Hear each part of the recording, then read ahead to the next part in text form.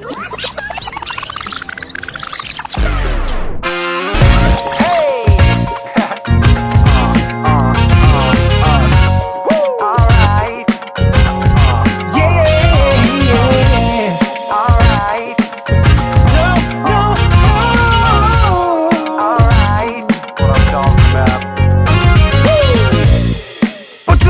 нещо интересно, но не ми е смешно.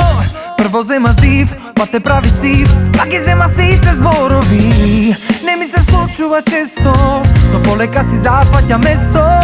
Нови симптоми, а се появи тогаш кога пръв път дойде ти. И еве пак съм отесно, пак се чувствам стресно.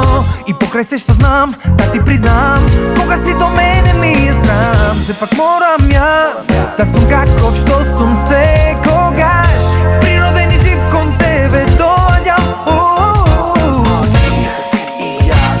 Две воедно заедно сме цели. Не чувствуваш ли, кажи ми, нито край на светот мене дели.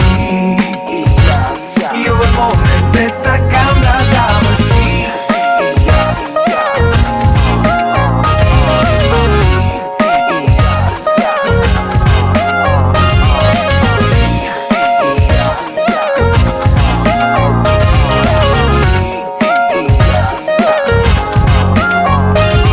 Како куршум си влезе ти во мојот ум.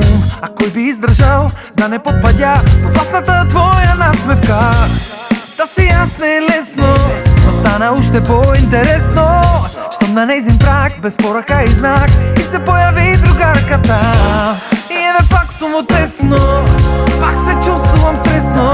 Од некаде ја знам, а не се сеќавам, не сакам ни да ја навредам. Се пак морам јас да сум каков што сум секогаш, и должен и крив кон тебе доаѓам. Ти и јас, три воедно заедно сме цели. Ти и јас, не чувствуваш ли, кажи ми, нито крај на светот мене дели. Ти и јас, и овој момент не сакам да заврши. Ти и јас, три воедно заедно сме цели. Ти и јас, не чувствуваш ли, кажи ми, нито крај на светот мене дели. Ти и јас, и овој момент не сакам да заврши.